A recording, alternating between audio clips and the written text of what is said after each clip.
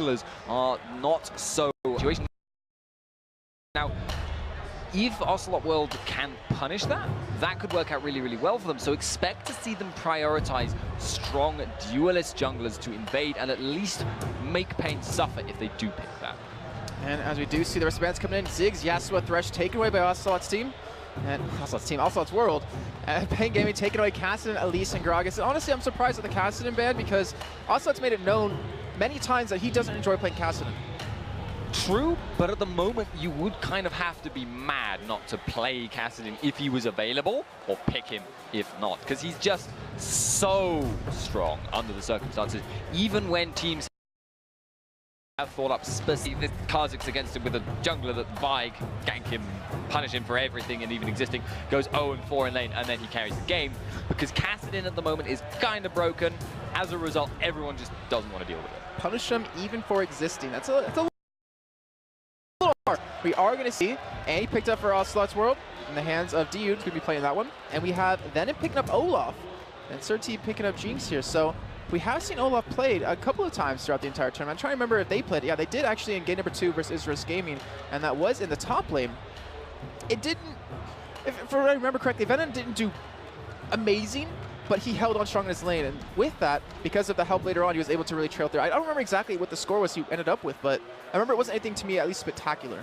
No, but that's the thing about Olaf. He doesn't necessarily need to do particularly well. He just needs to be enough of a threat that the squishy has to run away from him. Yeah, essentially, as long as he is tanky enough to not die instantly, he is going to get on a squishy if he's able to get really, really fed. And he'll just kill you even, completely regardless. But character like Kayle works very, very well against Olaf. Yeah, actually, I really like that pickup, as well as the Ezreal behind that. Haydel, it's actually a very damn good Ezreal player. He's been playing for the longest time. I think it's one of his favorite, if I'm not mistaken. But having an Ezreal who can get away from Olaf very quickly, having a Kayle ultimate, if need be, to keep him alive, that's a very safe AD carry. And then even if you have Annie to back that up with, it's going to be very hard to take them down. And I am not liking what I just saw. A Sona pickup here.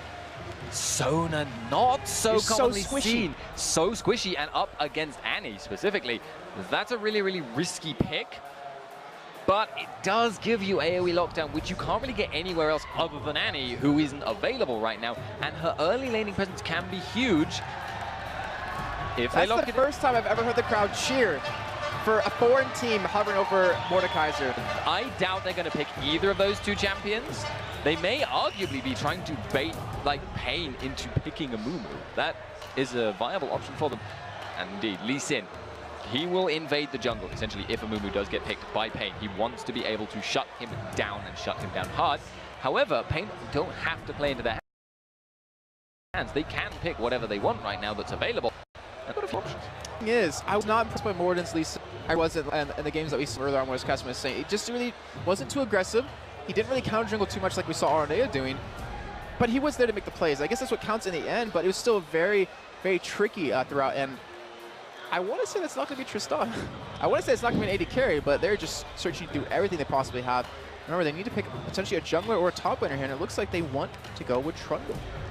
Trundle against Renekton is an interesting choice, because Trundle is actually, he's very, very good against the strongest current top laners. He's very, very good against Shyvana because he steals her resistance. He's very, very good against Mundo for the precise same reason, except he also has % health damage. Renekton, his function of kind of sustaining his way through using his Q, he's a little bit less good against that, but he can still outscale him. He can still push Renekton back over time. It just takes a bit longer, and he might, if he dies, start to fall behind. Is he going to jungle it? I would guess not, if he's going to sit on that Ghost. I would want to assume that would be an Olaf in the jungle. And the thing is, to me, I'm thinking about is, who's delivering the ball? Who's the one setting up the entire fight with the Orianna ultimate? And right now you have, Olaf, who can't be interrupted.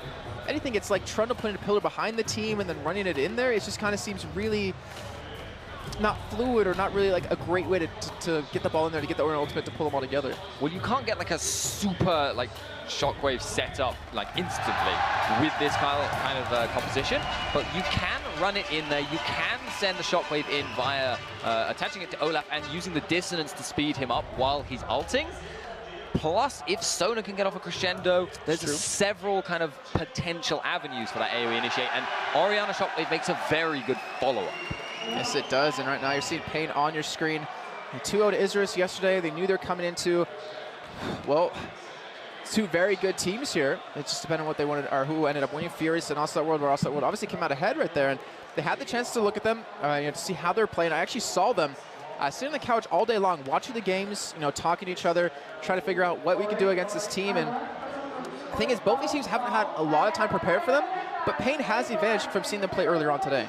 Yeah, and paIN are also a team that will have a lot more research on oceloteWorld in general. It's harder to find, essentially, VODs for Brazilian teams if you're in Europe, but the vice versa is not necessarily true, because I believe paIN will have at least several players that speak and can find their content. oceloteWorld, we have Trundle, Olaf, Orianna, Jinx, and Sona for paIN Gaming. Do you think we're going to see any level 1 action here? Because we didn't see much, but we have seen more today than we've seen in the entire tournament. Well, paIN they're pretty much the only Brazilian team that actually has gone for level 1s relatively consistently. They don't have a particularly strong level 1 fight, though. More than likely,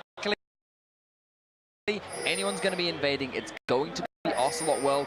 They've got the AoE stun on Annie, and they've got a lot more early damage between Ezreal. So paIN probably going to fan out, try and defend. oceloteWorld, whether they choose to invade or not, I couldn't really say. At the moment, it doesn't look like they're going to be going for that. We do have JWell spawning out, then in there, on towards the top side. And I just want to say this, guys, for you who are just joining us, or who are just joined us today and didn't watch yesterday, I'm actually controlling the camera. I hardly ever do that. I usually have Joe Miller to be the one to do that, so I'm kind of not that great at it, but hope I won't miss out on too many kills here. But as you can see, remember just doing the little dance, and they're holding their lines across the river. No invades coming out just yet here, but do have Kami down towards this bottom side. And it looks like we're going to have standard lanes come in here across the board. Yeah, the late invade that oceloteWorld pulled earlier, maybe not such a good option against Olaf, because it's harder to predict where he's going to start. They're going to want to try and get down some early warding cover just to make sure Olaf can't, is restricted to farming. But the flip side of that is that Morden will have free reign to gank early on, and Olaf is going to be committing a lot of time in just farming. All right, now Dude able to spot out Kami there by that ward. And we even see Surti using one as well here in this bush. Remember, we actually saw yesterday when we were casting some games, we saw Pink Ward put down in this bush, and it wasn't spotted throughout the entire game. And it paid its worth in an insane way. But right now, Venom going to be starting, well, starts at Surti, going to be starting at his red buff. In the meantime, Warwick will be starting at his blue buff. So both junglers start on the same side of the map here. And we have a lot of wards out by paIN Gaming, just, one on the top side, one on the bottom side. I'd love to commit this early on. Yeah, and if you have this level of jungler coming in towards the bottom lane both at the same time, Lee Sin's going to come out on top, and indeed Ezreal is better. In a gank situation, you get the minions out of the way fairly quickly because someone is going to be running away. That makes Ezreal infinitely. If he can land his Q, he has probably the highest level 1 damage of any AD carry. Right now, you're seeing him just kind of push them out. Look at that double stun coming in. They're going straight for BRTT. They do pop the Ignite on, so he's very low health. He does have the barrier, but no, he doesn't actually pop in time. He gets taken down, and now Haydos is forced to run away. The first one went over to him, and they get that very early advantage within 2 minutes and 40 seconds. Yeah, that's a bad start there for Jinx, and it was just because they did not respect the level 1 damage from Ezreal. If he can land his Qs, he does too much to deal with. As a result, neither jungler's going to go down there right now, and that does mean both of them are going to farm up. And that also does mean Morden doesn't really have a lot to be doing right now. He could try and jungle invade, but it's difficult to duel an Olaf anyway. So Lee Sin, the early ganking jungler, is going to be spending an awful lot of time just farming his jungle. I'm sure he's not going to complain too much about that in the end, just to get that level 6 a little earlier on and really be a nuisance when we get into these ganks. But I mean, if you think about this, Haydow and Dude both have their flash available. BRTT has 0 summoners, and Minerva was forced to use Ignite in that fight. So I would expect to actually see oceloteWorld's team be very aggressive bottom lane and keep that pressure on, because they've already got that first kill. If Haydow's level 2 to level 1 of BRTT, like, they have a huge advantage. Yeah, it's a very nice place to gank in principle. It's that right now, the jungle path isn't quite correct for the top lane at the moment. Sneaking in, I think, via the lane brush. So we're looking for Venom here. He does have that rip available. Venom does have flash to escape here. And we see J-Wow putting a ward down in that top bush just to see if Sir T is coming in. But both junglers are here. Both double buffs available. This could be very dangerous. Saw in the game just prior. What can happen if you lose your double buffs early on, especially to a Renekton?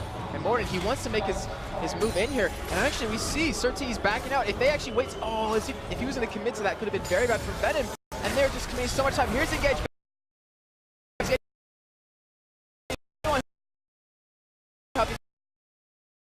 Force about the Q does land. Will Morton go in for it because he's so doesn't indeed go for it, and he's able to just run away right here. But a lot of damage being done, a lot of summers being committed as well. Even Sir T using his ghost right there to stay alive. J-Wow is the one that comes out best out of that exchange, and Morden may look for the dive. I doubt it though. Olaf, a little bit too healthy, a little bit too tanky, but Morden now gets to basically steal away some buffs, and J-Wow gets to shove up and back free. paIN arguably couldn't have done much better in that situation, because obviously Trundle couldn't just ignore the minions, and they weren't absolutely certain that the jungler gank was going to happen. But in the end, they have been the ones that lost that fight, essentially. All right, now we're seeing paIN actually sit healthier than their opponents. Also, well, which just from that total sustain that unfortunately Annie really doesn't give you, but burst potential obviously a lot higher out of the blue team right now. Morden to do a little bit more counter jungling, took away that big wraith. He's level 4, Sir T is as well, since he got a lot of minions in that top lane when the lane got shoved into him. But so far, J-Wow able to get a nice CS lead to his opponent, 32-24. He's able to invest into Endurance Blade and a Lost Sword, and we're seeing Ocelot go straight after Kami right now, doing some really good damage to Morning coming in from the top side. Q is the lane, he's going to go in for the flash, and they get the kill. These junglers have a complete read on each other. Yeah, and Lee Sin is the one that picks up the kill versus Olaf. So scaling-wise, mid lane balance is not really going to be changed too much. Ocelot will get a little bit of an experience advantage, but Sir T now doesn't need to worry nearly so much about the jungle invade from Lee Sin. He has got ahead in the same way that he was after that initial top game. Fantastic play out of both these teams, very even across the board. Both of them showing that they want to get to those finals to play up against Millennium, so you can win that $15,000. And right now, also, they're the ones in the lead. You see the Chalice picked up for Kami. We do see also actually backing away to go buy up right now. Morden is down towards the bottom side maneuver, overextending just a little bit here, trying to get some harass done. And Morden not able to get in, but they do get the stun. They do actually run straight into him. He does flash, the Q does land. Sir T is there, they're going to just around. Hey, now do get the kill, but they're still alive. He actually is taken out of the air by Morden, who just flashed away. And now Dude, he is stuck all by himself. Stop him here. Dude's trying to get his stun out, trying to get his extra armor in. But in the end, you trade a support for an AD carry, and paIN is going to be very happy with that. Yeah, very, very nice counter gank. Sir T also getting his gold up now. He can go back, pick up on, well, his full Ancient Golem if he wants it, but actually choosing instead to go for the boots. Does help him with his gank, does help him with his escape. I really do like his presence on the map thus far, though. He's actually been there, I think, every single time Morden's tried to make anything happen. Yeah, every time. He has a perfect read on him right now, and it's really hard to do against Lee Sin, who can be so damn sneaky. And now the kills did go over to him, which is a little bit unfortunate, but both junglers picking up 2 kills apiece. We do have one over to Haydal just because of that level 1/2 exchange that we did see earlier on. Sir T going to be going for his red buff here. In the meantime, Morden going to be donating his blue over to Ocelot. And Ocelot does have that single already done. There is a slightly alarming fact for paIN right now, though, in that Ocelot is farming and building up a little bit of an advantage over Orianna, but crucially here, he's playing Kayle, and we know how dangerous Kayle can be with even a moderate gold advantage. He just suddenly does 1 billion damage, and everyone on your team, bruisers or no, end up being shredded. That's something you can't really afford to let continue, but Sir T is going to have a very difficult time. And Dude, that flash Timber is whenever getting very low up. He's going to go down tonight. Dude able to pick that one up. Now BRTT getting very low on health. Sir T is going to have to come help him out here. They could potentially go for the dive here when Dude has that stun available. You see him already heading that way on the minimap. We have Kami returning back to mid lane with his own blue buff. Sir T has joined bottom lane for the party, but this bottom lane of oceloteWorld has been doing a fantastic job. No kills coming in on the side of paIN there. And that gives him a nice, strong lead. We saw oceloteWorld's bottom lane doing very well in their games earlier on today, and they're still keeping it up right now. oceloteWorld's bot lane is actually, I believe, a sub. I'm not 100% certain on this, but Hadel, I don't think is there. Don't quote me on it, but if that is the case, they are certainly working together really, really well. Because Hadel is a remarkably skilled AD carry, but he historically has had some issues with synergizing with particular. Samus used to be their AD carry, but I think he went to a reformed Giants team like Naruto on it. I'm not 100% sure, so you can't quote me on that either. But like I said, either way, they're playing phenomenally well together, doing a fantastic job, and they're really trying to overwork this bottom lane and assist advantage. And you can see Morden, he is not spotted coming on his bottom side. He is level 7. He can kick one of them back. Whenever he's not level 6, this can become very dangerous. Whenever it's actually very, very close to level 6 right now, if they push the wave a little bit more, it might be able to pull this one off. And they do see that Warder. I'm surprised he's actually running straight in for it. Kind of, I don't know, he just didn't let the support maybe pick that one up before he went in, but they do spot each other. They do back away. And that allows Morden now to visit this middle lane since he was not spotted himself. Yeah, this could be an easy kickback if you can get over the wall with a ward. It's just a little bit too deep for his tastes. And he's going to go back down to bottom lane right now. Or is he? He's kind of dithering, not really sure what to go for. It looks like he's going to opt in the end to just roam with his mid lane, maybe steal away Wolves. Maybe he's expecting Surtees to actually be here. He's looking like he's going to go back to bot lane, though. Yeah, and you saw also that he actually roamed around with them, maybe expecting Surtees to be there. Since they did see bottom lane, you're definitely right. And right now, Surtees heading down towards that bottom side of the jungle. So you'll have all those wolves to be able to pick up here, but bottom lane of oceloteWorld, they're still being aggressive, they're still pushing up. They have anti-stun. Tibbers is available right now. Ignite is not up though, and Minerva has finally hit level 6, so we could start to see the aggression turn in favor of paIN here. Level 6, when you have Sona and Jinx, is incredible. You have an amazing amount of burst. The flip side, of course, Hadel and Hadel, Ezreal, and the anti-dude has a lot of burst, but it's not going to be quite as high. So either jungler appearing could completely turn that lane around. But right now, they're just taking advantage of the fact they saw Hadel go back, and Leesin's also back. So they're actually going to just not. They're going to turn and switch straight for Deodorant. Then he does get the Timbers onto them, but it's just not enough at the moment. He does get caught by the Choppers. It looks like he's going to be going down here as he, in fact, does fall to in the end to BRTT. They gave the kill over to him. He stopped him from doing Dragon, which gave Morden time to get here. And if they could possibly steal this away, if they still commit for it, this could be huge. This could have been perfect play by Deodorant, but instead, paIN back away, realizing they have that advantage off that one kill, especially giving it over to their AD carry. Yeah, it's not late enough in the game that you can ignore Dragon's damage at the moment. Therefore, paIN, even though they might end up, getting the Dragon, don't want to risk being caught in a situation where Kayle can poke them down, where Ezreal can poke them down while they're trying to get the Dragon done. As a result, not taking the risk and just walking. So kind of resetting into a phase of just farming once again, but right now, I actually have to favor paIN. I feel like they're going to have the stronger mid game. Right now, we do have very strong Jinx already built towards that BF sword. Triforce 2/3 of the way done for Vado. Top lane, there's a huge CS discrepancy, about 30 CS between JWoww and Venom, and that's not what you want to see between this this Trundle and this Renekton. Trundle and Renekton, generally, I did point it out at the start, Renekton is one of the better tanks to try and deal with that lane. But Trundle will outscale him eventually, just a matter of time. But JWoww is remarkably good at winning matchups he's not supposed to do. In fact, earlier on, he was playing versus Shyvana, gave up first blood, and then just won the lane anyway. And JWoww is going to have a tough time getting away from this one. He does have flash escape. He's going to look for the wall. He actually does nail the flash, but so does Bennett. He gets over the wall. He's getting the slow. Will he have the throw to come up back in time to stop him? He's going to go for the dive. It looks like JWoww so low on health, and he does stay alive. He does force them to stop committing for this. And a fantastic flash out of both JWoww and Venom right there.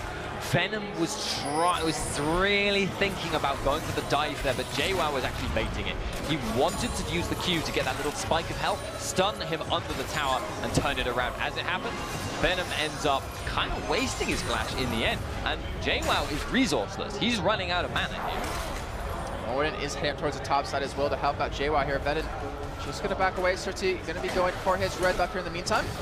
And that means the blue buff, it will be available for Ocelot. In the meantime, the bottom lane, we do see the Crescendo come out. It actually hits Haydow, but Diode is just all by himself in the front, getting a lot of damage on the BRTT, so a lot of ultimates used right there, but no kills coming in either way.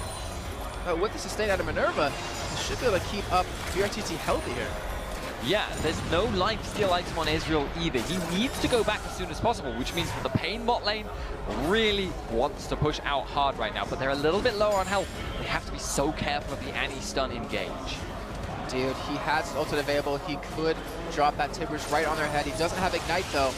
And I'm not sure if Haydow will have the sustain or the damage behind him to finish them off. But the Crescendo is down. That's what's really key. With that being gone, there goes their pretty much entirety of their disengage here.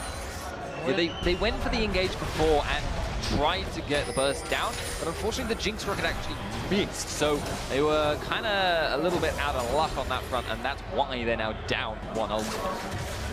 We're going to see Kami pick up his blue buff here. Going to help him out quite a bit in lane. Also, already has his. He's been farming it quite a bit. 146 CS compared to 143, so both mid laners have been keeping up with each other.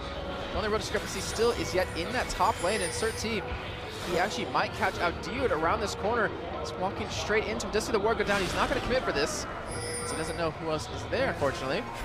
And the rest of paIN, looks like we're going to see Minerva back away, buy up some items, 700 gold. He's going to finish that Sightstone, have that little bit of extra health, that little bit of extra leeway so he doesn't get bursted down. But Morden and Diode are both going for this dragon here, and no one's in the vicinity to even stop this from paIN. That's a really cool little play. They know where the vision control is because their own ward hasn't spotted anything placed. And here's the dive. JWoww goes straight into Venom. They have that kill ultimate there. Venom is certainly going to die here as the rest of the team does get that dragon. JWoww actually jumping out while he had the ultimate on top. A little bit of a miscommunication, but they pick up the kill either way. Ocelot locks that one down. Now Surti is actually chasing that Morden. Doesn't have that much away, but now Diode getting very lucky. Taken down by Kami right there. A little bit out of position. And a one-for-one trade in the end, but with Ocelot's team getting that dragon. Yeah, oceloteWorld picks up, doesn't pick up the dragon.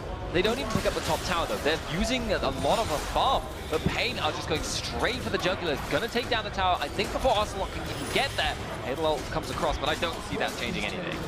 So we will have top turret eventually go down in the hands of JWoww. And paIN able to take the middle turret down too. So a turret trade apiece, 1-to-1 in turrets, 23.3 thousand gold for oceloteWorld, and 22.5 thousand for paIN. And Kami and Ocelot have been farming so damn well between these two. They've been taking so many jungle camps as much as possible.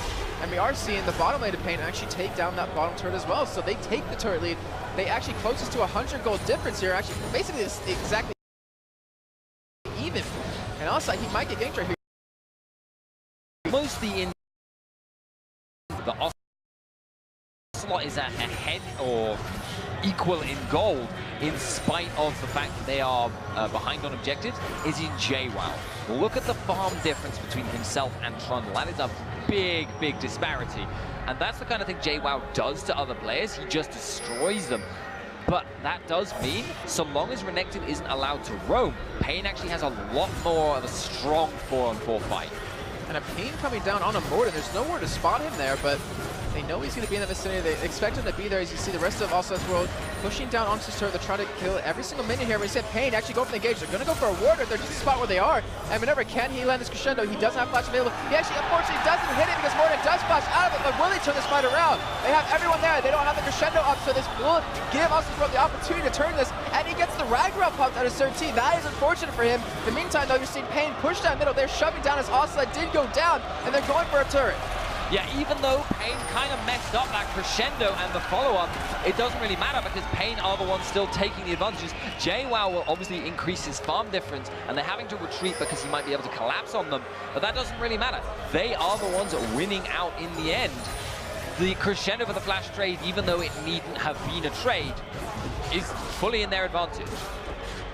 And this game is dead even across the board. The only difference is that one extra turret that we have for paIN currently, and JWoww, he's just farming as much as possible. 61 CS lead, 18 minutes in right now. And he wasn't even trying to do damage to that top turret. He was just shoving the lane in, forcing it to miss on quite a bit. I mean, we can see the turret's health. It's still very, very healthy currently. Right now, oceloteWorld, they seem to be stuck on what to do next. They want to go for some objectives here. They still want to pull off some of these ganks, but they're being thwarted every single time. Yeah, they're trying right now for the bottom tower. That's the most obvious option because obviously top tower is already gone. Mid tower defended by Orianna, good wave clear and really, really dangerous because of the amount of farm she's got. That does mean that it's quite predictable, and that's why you can see Surti hanging around in the bottom jungle. He knows the only two places they could possibly go for an objective force, and he can be in position to react quickly. You're seeing JWoww just shred through every single one of those minions. That is insane how fast he picks those up. And right now, you see, do have that Nashor's 2 plus guys done, so he has a lot of penetration if you mix that in with the sword boots. And you have that steady tank out of their top laners. The AD carries a Triforce compared to a Bloodthirster. But the CS is just so split between them that you really don't know who has the advantage. It just depends on who gets that engage off. JWoww is actually building now to snowball that top lane even further. You can see he's built a Tiamat. So once he's got the Hydra, he's already stronger than Venom. He'll be able to push him away from the minions and keep himself really, really sustained, which allows him to split push continually. But that does mean he's going to be squishy in these team fights if he ever gets down to one, because Cammy is doing so much damage, he will shred him. And look at all these wards invested by paIN. You see one there, actually 2 or 3 there. You see a couple here towards blue line trying to protect a pink ward in as well. I mean, they are trying to control the vision everywhere along the map inside their own jungle because they realize they're being invaded upon. And you look at oceloteWorld, they just have a couple here or there. I mean, there's a couple towards the top side, which is mostly put down from JWoww, who's been pushing up constantly. And right now we're hitting a slow point in the game. About 20 minutes in, Dragon will be up in about a minute, and I'm assuming that's where we're going to see the action really break down. Yeah, what oceloteWorld need to be doing here is using how strong JWoww is to create map pressure. That's what he's doing right now. He's going top, but because of their lacking vision control, they're having a lot of problems actually getting him safely in position to do that. So I actually feel right now, using this kind of 50 seconds left until Dragon comes up, Morden would be very, very well served by heading up into the upper jungle and creating a situation for JWoww where he can actually push that top lane relentlessly and then roam down for the Dragon in time. As it is now, probably a bit too late for that. Trundle's going to be able to push out top and then roam down to join up with his team. And it's going to be a straight 5-on-5, which is where the Tiamat build might become a problem. You actually see JWoww did have the nous to pick up that Negatron cloak, though. And he's going to build up that extra magic. This is going to start heading up towards this Dragon. Also going to push up middle. They have the exact time on it since they got it last time. 20 seconds remaining. You see the damage that Morden just took right there from Kami, who is farming excellently this entire game. And that early penetration build is really working out well for him here, because Morden has so he's basically done to him every single time. Kami, we might see that again just a second as Dragon has now spawned in here.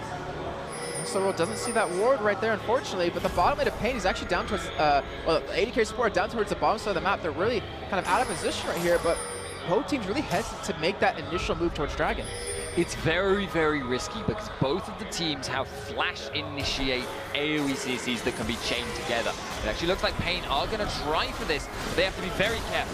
Morden, he might look for steal. Already got one earlier on today. Can he make it happen this time? No, he actually doesn't get it. He does get kicked back. He's on instantly. Crescendo lands across Dio. He's very low on life. TT, the ultimate comes out, but it's not going to get anything but 2 kills, and the Dragon come in almost instantly for paIN. They're going to start pushing that middle. They might be able to turn off this. Are pushing them back hard. Now, that fight was because of oceloteWorld got pulled out of position. Right, and get engaged off of that Dragon fight, so it was really, really smart by them. They're able to take another tower. They are going to just back off now and get free items and vision control in this upper jungle. And when they come back into the lanes now, they are going to have the vision, they are going to have the items. It'll be their time to start sieging, for instance, the upper tower. And Kami, he was already hurting, but he has another 2,600 gold to spend, and that is going to make him extremely dangerous. And paIN Gaming, I want to say they came in as the underdogs, but I think overall it's just a very even match between them. They're showing up right when it counts, and they are making the plays work for them. 22.5 minutes in, they finally have that gold lead. And right now, oceloteWorld, they just, like you said, got caught off guard there. They really can't afford to do that too many more times. And remember, paIN, they have a gold advantage in spite of the fact that JWoww has proven himself once again to be one of Europe's top laners. but he's only bringing their team up to 3,000 below, in spite of having a personal kind of goal generation difference that must be heading up to 2 or 3 kills worth. Oh, Kami, he's out of position. He's being forced to flash away since also flashing to get the slow. They do, in fact, get it right there. Well, he's able to escape, and that's all that really matters right now, but Minerva doesn't have Crescendo available. Ocelot does have that Lich Bane finish, so they could push down this turret fairly quickly. If they don't do it quickly, Minerva will have that Crescendo up, and that will turn this fight completely around. And JWoww, he has almost the money for that Hydra. Yeah. Still trying to farm it up here. And I don't think the thing is, like in that last fight, it wasn't even engaged. It was like, oh crap, Morden got caught, he died, and then Dio got caught, he died, and we just had to run away. We didn't even get to fight them. Yeah, JWoww in that last fight really wasn't a factor, which is part of the reason paIN came out on top of it. The fact of the matter is, though, that a lot quicker, and when he's built up this kind of advantage, that is going to be very important to their playstyle. Hadal pushing up very aggressive right here. They see BRTT at the bottom of the map in bot lane, trying to push out that wave yet again, so they might want to go for that push onto this turret, but BRTT is already on his way back. Just have that Bloodthirster and that Zeal now completed. And the Crescendo is now available for Minerva. This could be very dangerous for both these teams, but looks like oceloteWorld's going to go straight in for it. The ball is in position. There's the ultimate. He catches Ocelot. He gets Crescendo. He gets the ultimate off onto him in just in time to stay alive. He's going to go down though to Venom, and they're chasing up towards the back line. JWoww looking for the kill to Minerva. He finally does get it, but BRTT has him out of position. They pick up that kill. Hadal and Morden can't back him up. It's a 2-for-2 trade, and Hadal down very low. The kick coming out of Morden knocks Venom away, keeps him off of this chase, but Venom's not done just yet. He still has that pillar built that he can't put down. He can't potentially catch him off guard. He does get Hadal, but he gets Arcane Shift, and Venom actually flashing in. But it doesn't matter. The Arcane Shift is enough to save Hadal right there. And with all that fight breaking out, it was still only a 2-for-2. And that's because there was so much focus put down by paIN on Ocelot. He tried to burst him incredibly hard, actually ended up wasting a lot of cooldowns on his ultimate. He was invulnerable, but at the same time, they still came out ahead because JWoww went for an aggressive kind of counter-engage dive. That situation, though, it really didn't work out. They ended up very straggled out, and the tower put out a lot of damage in the fight. paIN ended up chasing them down, but because of the amount of wasted cooldowns, they weren't able to capitalize on it completely. BRTT ran right by a pink ward right there. He's going to actually start backing away, dodges the Q out of Morden. Just stops moving, not even scared of him. And he will be able to run away, but the rest of oceloteWorld will be able to gain control of this red buff. Hadal will be able to pick that one up here. Meantime, Sir-T is pushing this top side. JWoww finally joined the party here. Doesn't have that Ravenous Hydra done just yet. So he was forced to go into that Spectral's Cowl and a little bit more health. And the thing was, like you said, he kind of overextended in that fight. He got a little bit too deep. It got completely split off the rest of his team because that turret still being up. And if you look at the turret's health, it's still about a third life. And a little bit, I want to know if that was just oceloteWorld being a little bit too cocky going for the fight, or they realized that once that Orion ultimate is down and Ocelot survived that initial burst, that they could go for it. I feel like they may have felt that way because they knew how many cooldowns had been used by paIN there, but they ignored the fact that while they were diving, they couldn't safely give BRTT, and that meant he was free to put out a huge amount of damage across the fight, which in turn allowed him to then just chase down with his Get Excited passive. So I can understand making the decision, but I don't agree with it. I think they should have tried at least to disengage, but that would have meant a guaranteed at least loss of one person. paIN, look at the items that they've been able to complete. They are getting dangerously close to being able to win these team fights flat out. I mean, Kami, if he lands a perfect Orion ultimate with that Death Cap, with that Athene's and the Holy Grail, the Haunting Guys, and the Sword Boots, he is going to shred through the entirety of oceloteWorld. Even though JWoww has a magic resist built up, even though Morden has a Negatron Cloak, it's just not going to be enough to survive against that burst. And the thing is, Kami's level 16. He has rank 3 ultimate. And that gives him even a greater advantage into these fights. Yeah, there's a big amount of damage available to them, but they have some trouble putting it down in the right places. As you mentioned in Champion Select, they don't have a ball carrier, so they have to kind of rely on either oceloteWorld. Oh, they go straight for Kami. He gets bursted down before he can do anything. And now Sir-T with their run-up pop, trying to chase him away. We see JWoww go straight in. Minerva getting dropped very low. JWoww getting some on the turret. He goes down. That's a 1-for-1 so far. Now Dio needs to go down because Venom has arrived to the party.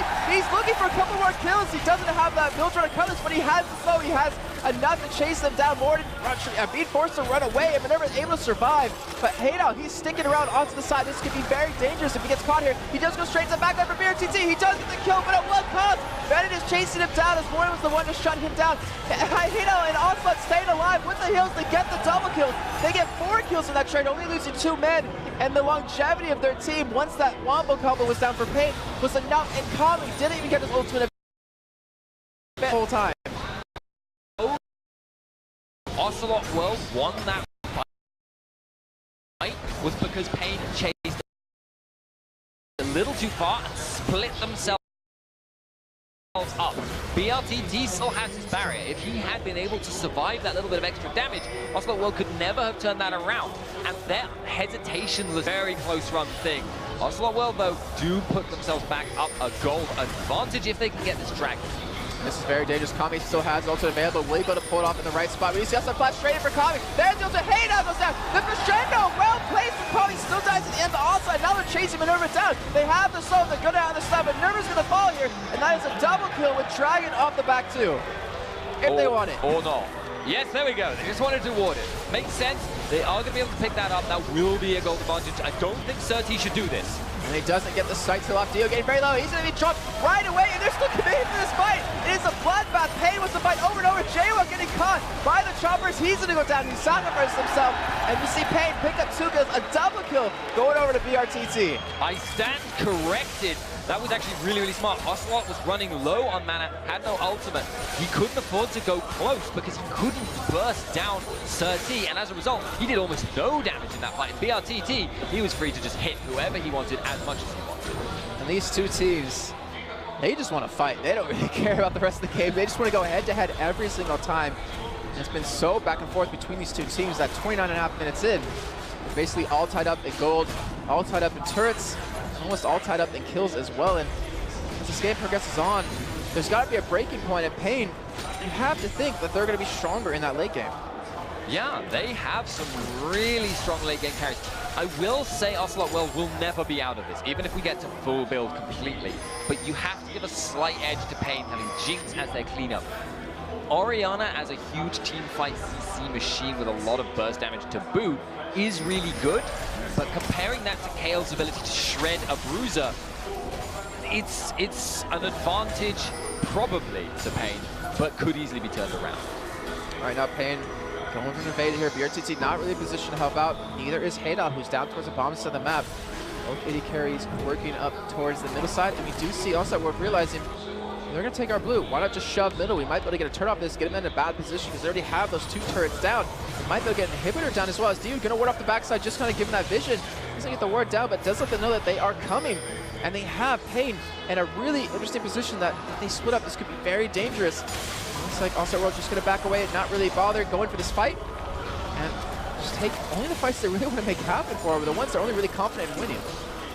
It was a very interesting dance there, but nothing actually coming of it in the end. paIN, they reacted fairly calmly to the fact they had been split off from their base because they knew oceloteWorld were not going to seek out and engage, on equal terms.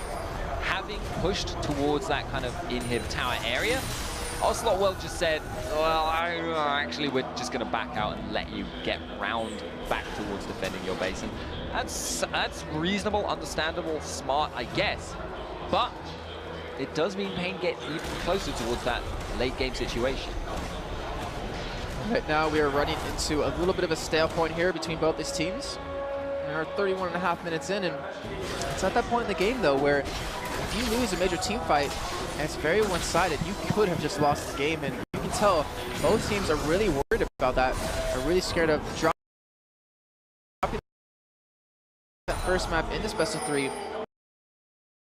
As both of them want to advance on to play against Millennium in the grand finals, which will be actually right after this best of 3. It will be a best of 5 as well, so that makes it a little bit more interesting across the board for both of them. And if you're paIN, you have all of Brazil on your side. You're fighting for your country. If you're oceloteWorld, you're fighting for everything. I mean, if you think about it, considering they didn't get the Coke League, they're looking like a team that wouldn't actually stay together or wouldn't really be able to take on some of the best teams. And they're fighting just for their image and also fighting for I want to say they're kind of careers. Also, it's fighting for his brand, but I mean, kind of the careers, but they still have to show that they're still valuable, and that team still need to watch out for them.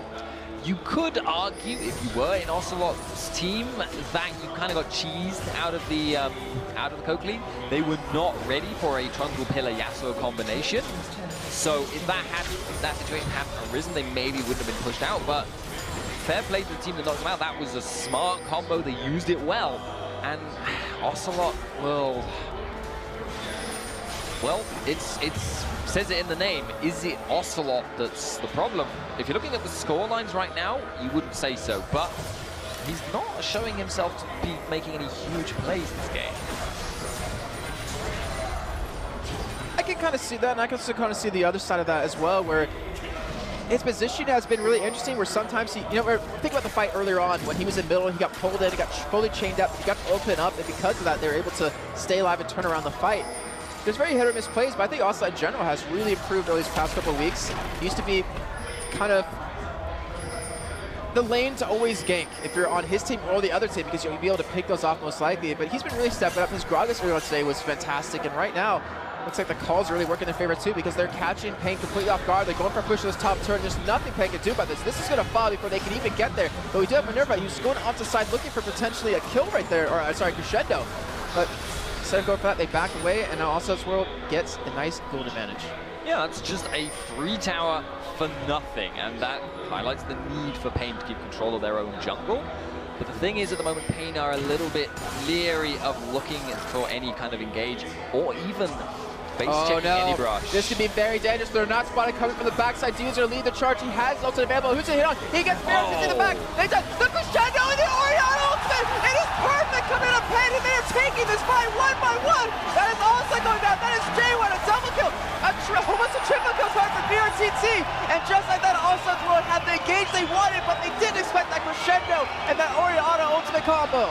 They did not expect the Mikhail's Crucible. It saved BRTT. It cleansed him out of the stun. He was then able to flash out, and that meant oceloteWorld had just dived, thrown everything they had to burst him down, and had nothing to follow up on the rest of the team, and BRTT was still putting out all his damage. And paIN, they're going to get the first inhibitor up the surge. Are they going to go for the push? Are they going to go for the win? They're sticking around long enough. They have 20 seconds on Ocelot. They have 10 seconds on J1. They're looking for it here. They're going for the first Nexus turret. They do get that down. Haydal trying to do everything he possibly can to save this one. As they're trying to turn around, the Nexus goes down. They're going for the Nexus, and they're going to pick up map number 1 over oceloteWorld.